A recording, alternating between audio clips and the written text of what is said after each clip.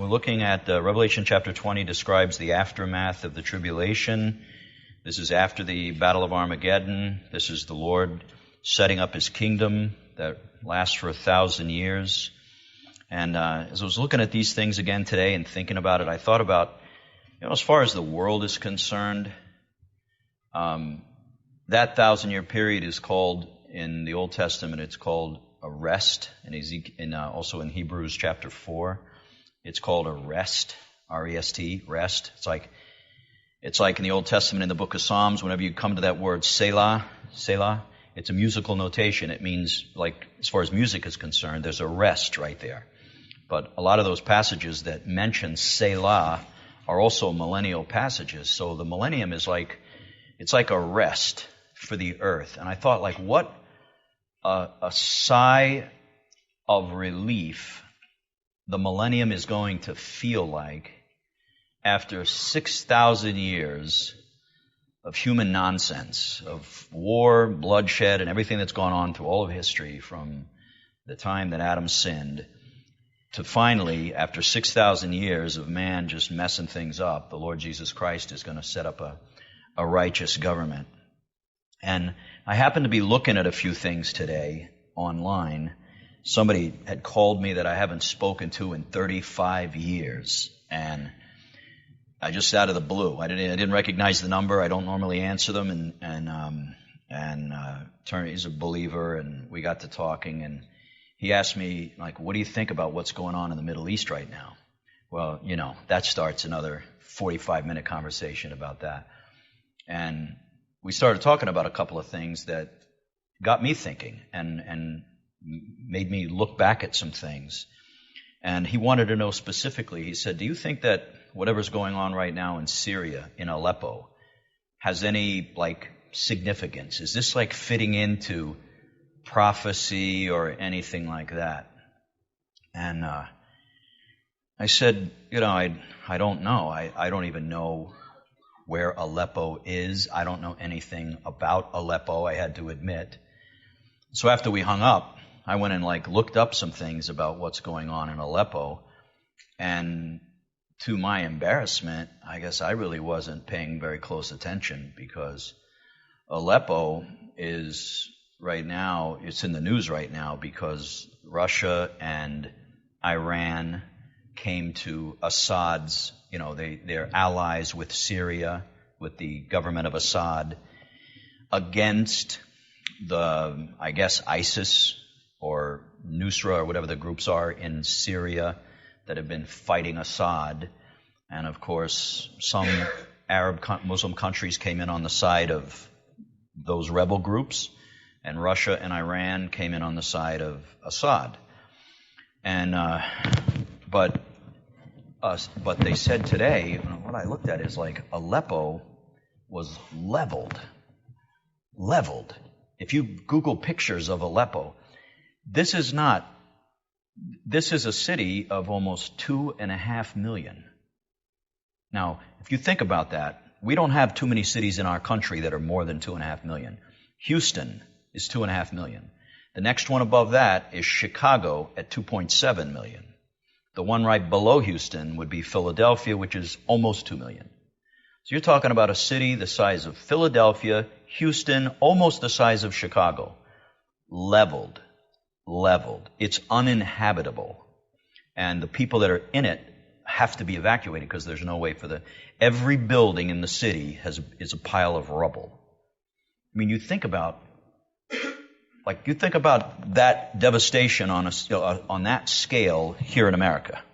And Aleppo was no really third world city. It was the most modern city, more modern than Damascus, which has a lot more people, but Aleppo was like the New York City of Syria. It was completely a modernized city. It was not, like many of the cities in the Middle East, a little bit like third world, but Aleppo was the most modern city they had. And it's destroyed. It's gone. It's a heap of ruins. And it was wow. It's okay, meanwhile over here, I'm not paying attention. I'm not, we don't really, watch those sort of things so closely. But you've got more than 2 million people that are now Obviously, their lives are destroyed, and they have been for a long time because Assad's been, bombing that city and there's been fighting going on there, for a long time. But once Russia got involved, their policy in war is to level everything. You might remember when the Chechen War, like in 1999, 2000, that thing dragged on for almost 10 years. And I just look back at some of the things about the way Russia fights. And when they went into Grozny, which was the capital of Chechnya, the UN, after the war was over, said that Grozny was the most destroyed city on the face of the earth, because just Google images of Grozny and put them side by side with images of Aleppo. They look like the exact same pictures and the exact same photographers. Every building in Grozny, the entire city, was leveled. Not just let's win the war and let's get control, just obliterate everything. They leveled Grozny. And even today, this is 10 years later, in Grozny, the city is still, not been put back together. There's 32% unemployment in Grozny. So it's like completely destroyed. And I'm looking at that thing and saying, you know what? We're over here going about our silly business, and, worrying about this and that. And really, the real important chess moves on the board are happening over there. The other night, Justin was trying to teach, was it Isaac? Trying to teach Isaac and Adam how to play chess, right? He was pretty diligent at it. He was at it for a couple of hours in there, showing them the moves and trying to show them. And you know what? I can watch football and I can watch baseball. I might even be able, if you were sick in bed with the flu, be able to watch golf. But you know one thing you can't watch? You can't watch a chess game. Because it's like, it moves like that sloth in Zootopia, right? Somebody was telling me about that the other day, right? Right? This like, they tell him a joke, or somebody was telling me about this thing the other day about, they tell him a joke and it's like, it's like, all right already. But chess moves like at that pace. You can't watch it. You'd have to be like out of your mind to sit and watch an entire chess game. It could go on for hours and but you know what? The devil knows that. Nobody watches chess. And you know what's happening in the world right now? These are chess moves. There are two people playing chess with our planet. There's God and there's Satan. And it moves too slow to really watch it. But I've noticed, I'm not very good at chess, but I do know that when chess gets exciting? Right near the end. It goes really agonizingly slow in the beginning. You don't know what's going on. But you know when you could probably watch it? The last 5 or 6 moves. Because it's like all of a sudden, the whole thing is just somebody's little empire and their strategy is collapsing and they're done, right? And those last few moves are very exciting because finally you can make sense of that strategy because it's down to just a few pieces. But in the beginning when, and I've heard that some of these chess masters are thinking like 30, I don't even know, I could be, 20 moves, 30 moves ahead. I'm thinking like, where does the pawn go? I don't know. But like these guys are thinking like many moves ahead. They've already got the game figured out in their head. And that's the way the devil is. He's thinking 30 moves ahead. God, of course, already knows how the game ends, but he's just moving things around so that the story glorifies him in the end. It's a predetermined outcome. But Satan is making every effort to block every move that God makes. And so chess kind of like starts out slow, and then toward the end it gets kind of exciting, and then all of a sudden it's over. And I think where we are in history, like even in our lifetimes, is we're like right near the end of the chess game. And the moves are starting to get exciting. It's starting to, like you sort of see where this thing is going. And I was thinking of other things that kind of start out slow and then right at the end get really, really intense. I was thinking about labor, right? You think about how like a woman is carrying that child for months and months and things like sort of, there's little developments and little milestones and everything. But pretty much until all of a sudden the guy's got to run and get the suitcase and you got to jump in the car and all of a sudden, right at the end, it gets really intense right before the delivery. And you know what's about to happen? A nation is about to be born. We're getting so close to the delivery. This is like labor and delivery. We're getting to the last part of that, what do you call that thing? Gestation? I don't know how to pronounce that, but I had to ask my wife today. Gestation, right? Where I think for a human it's 280 days. I don't know how many days it is for a nation. I think the gestation period for Israel probably began in 1947. You could probably say that was inception. That was when that nation was conceived. And it's been moving along, here and there, some milestones, here and there, some dramatic incidents. But you know what's happening? We're getting to the end. We're getting near the delivery. And what happens at the end? The labor gets intense. The pain, the suffering for a poor woman is increased. And then right at the end, before the birth, it's traumatic. And then there's the beauty of that child that arrives. And I was thinking how similar that probably is to what's happening right now in the world. And I don't know what would happen next in the Middle East, but I do know that in Isaiah chapter 17 and verse number 1, it says that Damascus will be a heap of ruins.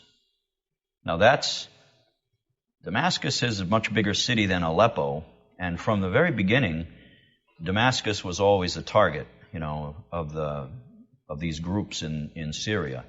So somehow in all of this thing has to move from Aleppo, which is now just being abandoned left and right, and humanitarian aid, people trying to figure out how do we go in and get those people out. Russia is blocking that right now in the UN. And Putin is completely disregarding Obama. That's not a surprise, is it? You know who's absolutely insignificant in everything that's happening right now over there? Obama.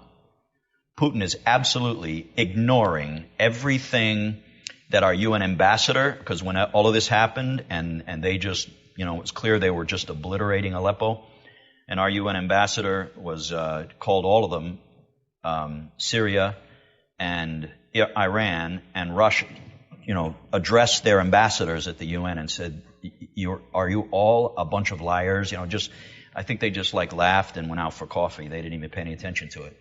So our country, thanks to this president we have, is become pretty much insignificant in the Middle East. Nobody's worried about our involvement, and everything it looks like in the Middle East, all the nations are realigning themselves.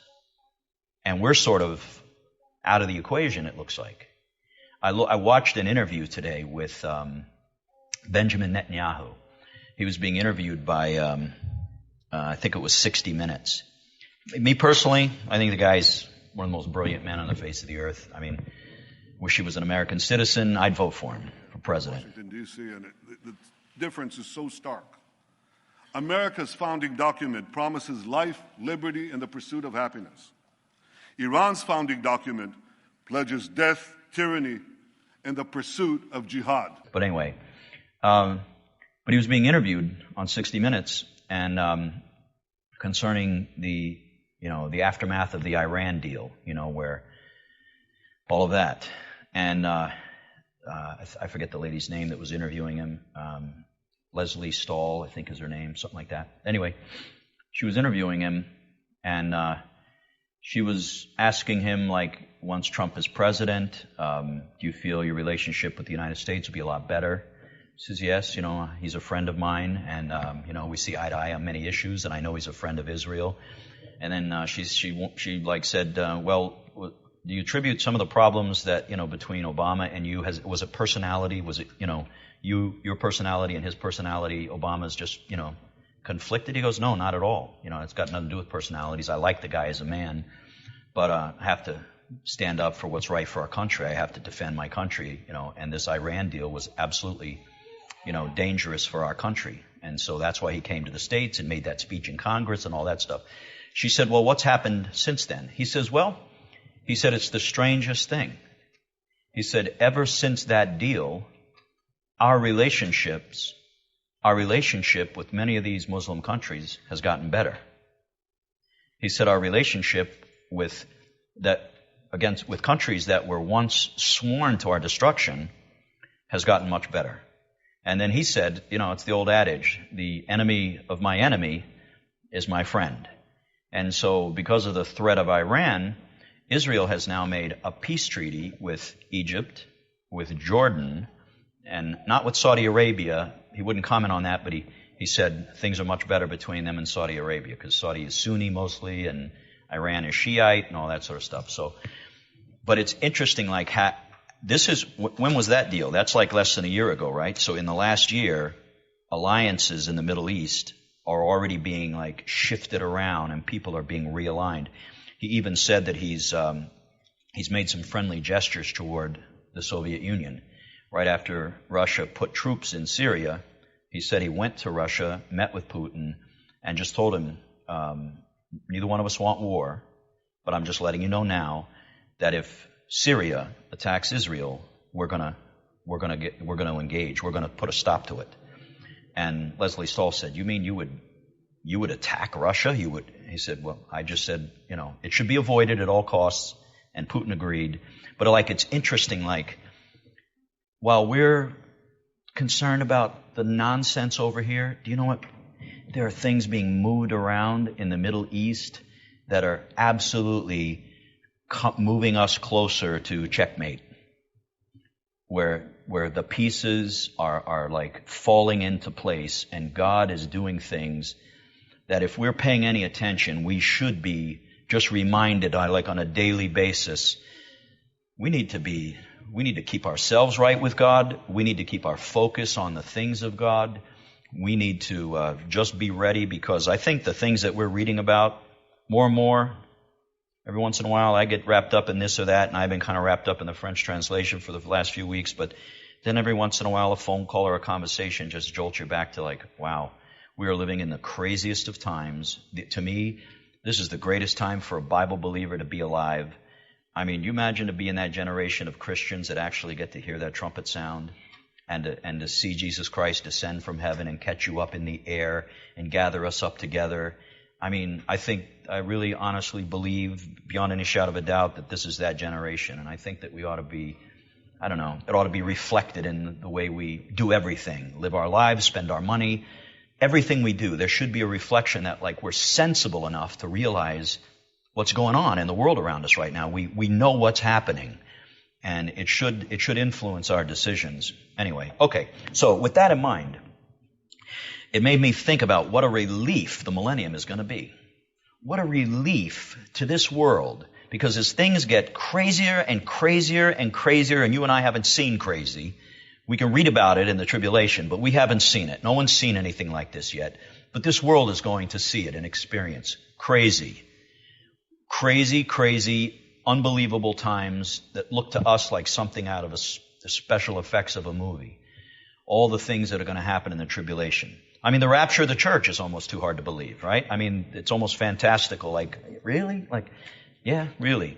And then 144,000 awakened right after the rapture by the voice of the archangel.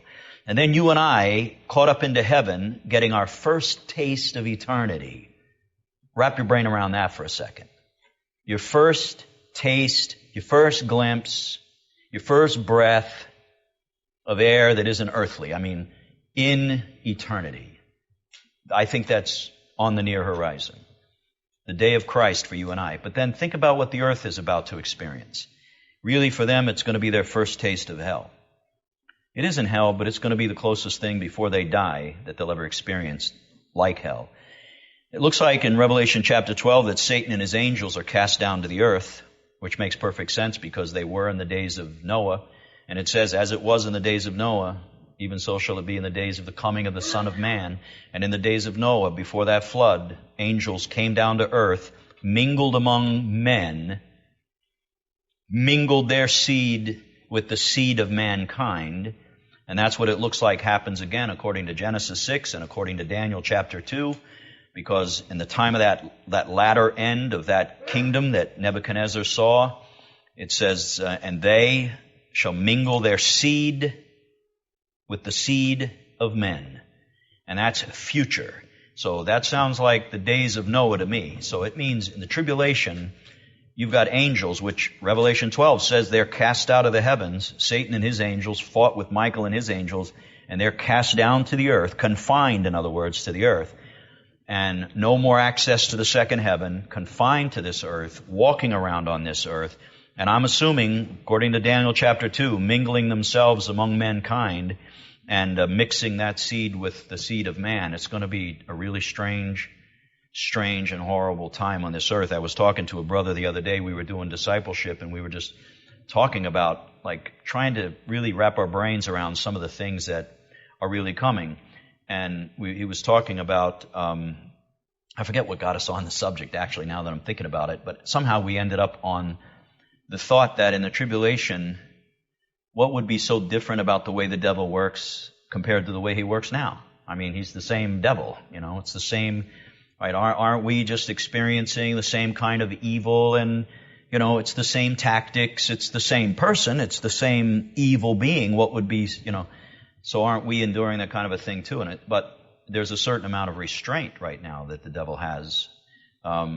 And the Holy Spirit is here in the lives of believers. And I don't believe that Satan has a free hand to do whatever he wants. It's like when the devil and the Lord were talking about Job in the Old Testament. There were limits on what the devil was allowed to do with Job. You can do this, but you can't go any further than that. You can't do this. So there's restraint. But you can imagine, like, what would happen in the tribulation when those restraints have been removed, when the devil is free to do whatever he wants, to destroy, to work with no restraints whatsoever on his power, or there's no limits on what he could attempt. And I think it's going to be a horrible time, of course, like the Bible describes. Plagues. If we add up the numbers in the book of Revelation, it looks like 2/3 of the world's population die in that short period of the tribulation. Now, we're at about 7 billion right now, so you can do the math. 2/3 of that die within a matter of a few years. So the death toll will be incredible. But in the midst of all that chaos and all that evil, you've got 144,000 men that are Jews, that are divinely preserved, that have the power of God on them, that are preaching as powerfully as the Apostle Paul once preached. He said that his salvation on the road to Damascus, he was like one born out of due time, like one born prematurely. So I think his salvation on the road to Damascus is a picture of their salvation, and his ministry is a little picture of what that 144,000 are going to be like, with the power of God upon their lives, and they are sent, I guess. It doesn't tell us where they go, but I don't think there'll be 144,000 on a corner in Jerusalem. I think they're going to be scattered all over the place. Those are going to be God's witnesses throughout the time of the tribulation. They'll be preaching or testifying in some way about the truth, because the world is going to be under the control of the consummate liar, of the greatest liar in the universe, Satan. But God has always left in every generation a voice of truth, a testimony, a witness. There's always been something. Even in the days before Noah, there was Noah. And the Bible says he was a preacher of righteousness. So in every generation, no matter how dark, no matter how wicked, God has always left a testimony to the truth. Somebody could have found the truth if they had wanted it and sought it. They could have found it. And in the tribulation, as dark and awful as those days are, there's going to be 144,000 men around the world preaching, protected supernaturally from, you can imagine who the devil would like to silence during that time. I mean, if there's anyone he would like to shut up, it would have to be the 144,000. But they're going to be protected from any kind of harm. And plus, in Jerusalem, Moses and Elijah are going to be preaching in Jerusalem. And then in, I think it's Revelation 14 or 15, it talks about that angel from heaven that flies through the air preaching the everlasting gospel. So there's going to be a witness to the earth. Chaos all over the place. Bloodshed everywhere. Horrible plagues, diseases, and all kinds of weird creatures that the book of Revelation describes, walking around on the earth. But the gospel is going to be preached. But the Bible also tells us in Zechariah, I think it is, that the Jews, for the most part, are going to reject the gospel. It's all been about them in the tribulation. I mean, God's focus is upon them, and yet the Bible tells us that 2/3 of them are going to die. They're going to reject the gospel. But a remnant will be saved, and And in the midst of all this, Satan gathers his armies together to come against Israel. And I look back today at those nations and we don't have to turn there, but those nations that are mentioned in Ezekiel chapter 38 and 39, and it's interesting who's not mentioned. I mean, the ones that are mentioned there, Iran, Turkey, Libya by name, those happen to be allies right now, along with Russia. But the nations that aren't mentioned, that you would think would be a part of this war against Israel in Ezekiel 38 and 39, the ones aren't mentioned are Lebanon, because Lebanon is pretty inconsequential. I mean, let's face it, militarily, they're like the U.S. They don't even factor in the equation. You know who else is not mentioned in that alliance? Egypt. But isn't that interesting that right now Egypt and Israel have a peace treaty? Who else is not mentioned in that list? You'd think they would be? Jordan. That's an Islamic country. But you know who Israel has a peace treaty with? Jordan. Isn't that interesting? You know who else is not mentioned in that list, believe it or not? Syria. You know why? I don't think there's going to be anything left of Syria. Because Isaiah chapter 14, verse number 1 says, Damascus, that's the next biggest city. Aleppo's gone. The next biggest city is the capital. And Isaiah 14, verse 1 says, Damascus shall be a heap of ruins. And it never has been in history. It's the oldest continuously existing city in the world. And it's still there. It's never been destroyed. Isaiah says it will be right there at the end. So it could be that Syria is not listed in that list of countries, because by that time Syria won't even matter. And so on and so forth. Saudi Arabia isn't mentioned in that list either, because right now at least their relationship with Israel is somewhat friendly for the most part. But it's just interesting how it does seem like things are lining up. It does seem like, okay, I don't want to make too much of it and say, well, this is a fulfillment of that prophecy or this is a fulfillment of that prophecy. But you know what? It's enough to get you excited. It's enough to just remind you that, wow, this book is thousands of years old and it's still right up to date. It's absolutely as up to date, more up to date than this morning's newspaper. Everybody else, the newspaper and everyone else, CNN, NBC and everybody else, are just catching up. They're just trying to catch up. They're trying to stay caught up with the Bible, because everything they tell you, you could have read it before in the scriptures and it was there all along, and it's just waiting to be fulfilled right before our eyes. But anyway, I think that as we get closer to that time, we're just experiencing in the world the labor pains. The contractions are getting worse. The baby is about to be born. Go to Isaiah chapter 66 again. Isaiah 66. That baby, which was conceived back in 1947, and it's been developing, is almost ready to be born. Look at Isaiah 66. Verse number 8. Verse 7. Therefore she travailed, she brought forth, before her pain came, she was delivered of a man-child. All right?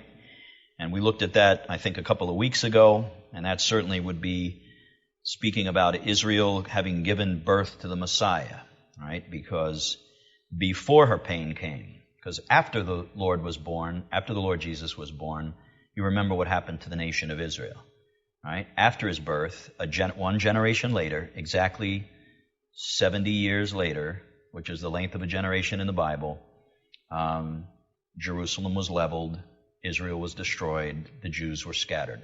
But Jesus was already born, finished his ministry, died, buried, rose again, ascended to heaven, and already in heaven. So before she travailed, she brought forth. Before her pain came, she was delivered of a man-child. So that's history. But verse number 8 is prophecy for us. This is future for us. Who hath heard such a thing? Who hath seen such a thing? Shall the earth be made to bring forth in one day? Or shall a nation be born at once? For as soon as Zion travailed, so this is a second birth. This is something else. Israel gave birth the first time to a man-child. And Revelation chapter 12 calls Jesus Christ a man-child. The nation, he was a Jew, salvation is of the Jews, Israel was like the womb, she gave birth to the Messiah, and she brought forth salvation for the world, right, in the person of Jesus Christ.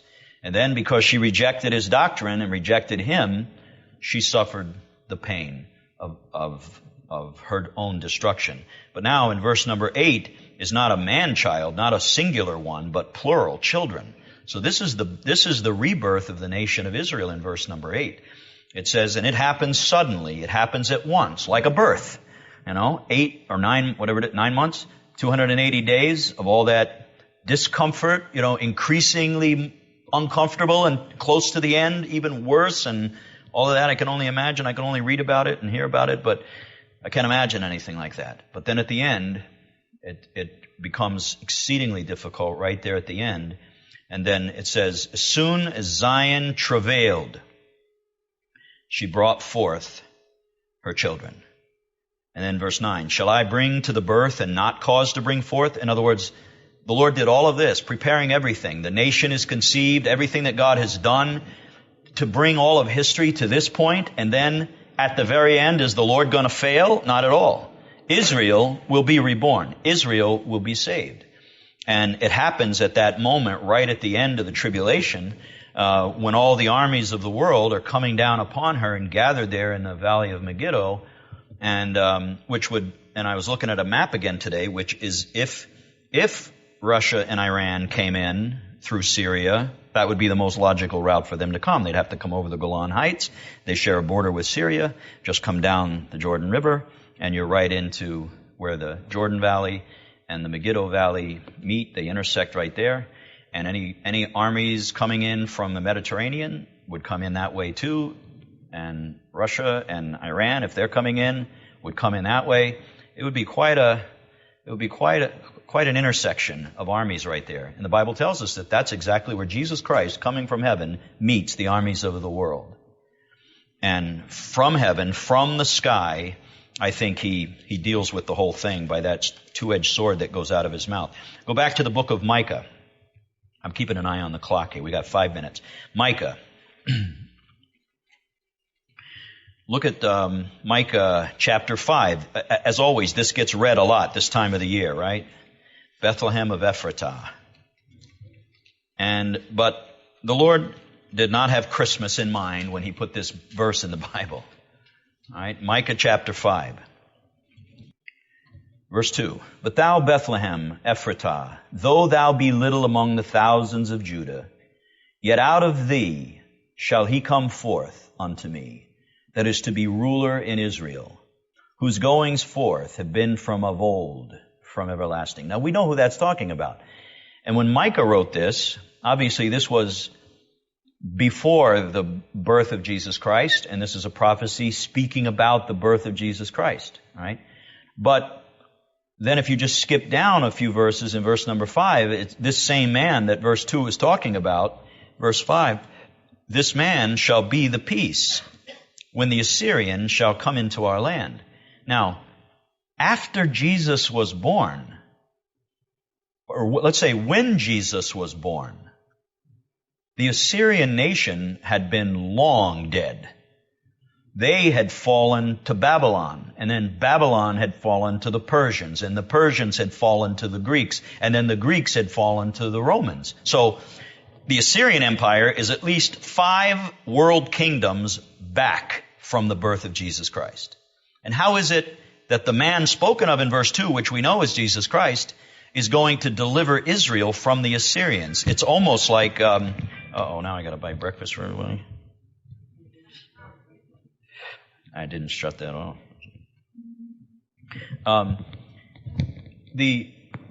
So it doesn't make any sense unless this is obviously a reference, in my opinion, to the coming Antichrist, who does have some connection to that part of the Middle East, some kind of Islamic connection.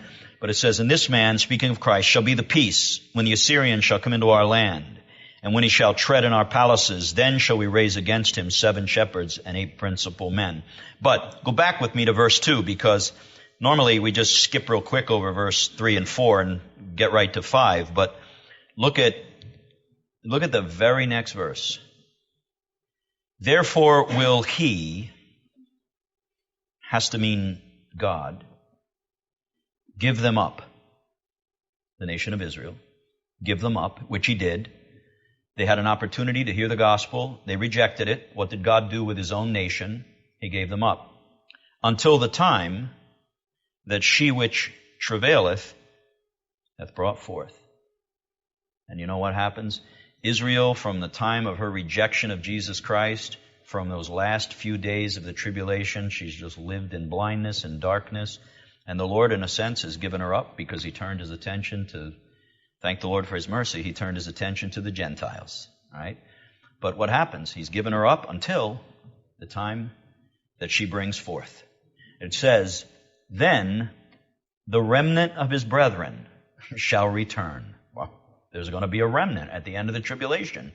Most of Israel will perish because they once again reject the gospel that's preached in the tribulation. But a remnant believe, a remnant flee into the wilderness, a remnant are protected, a remnant believe on Jesus Christ. It says they shall look upon him, on me whom they have pierced. And they're going to turn to Jesus Christ. A fountain of grace is going to be opened up to them in that day, and they're going to be cleansed of their sin. It fulfills Romans chapter 11. It fulfills all those prophecies in Zechariah. And that remnant is going to turn to the Lord in verse number 3. Then the remnant of his brethren shall return unto the children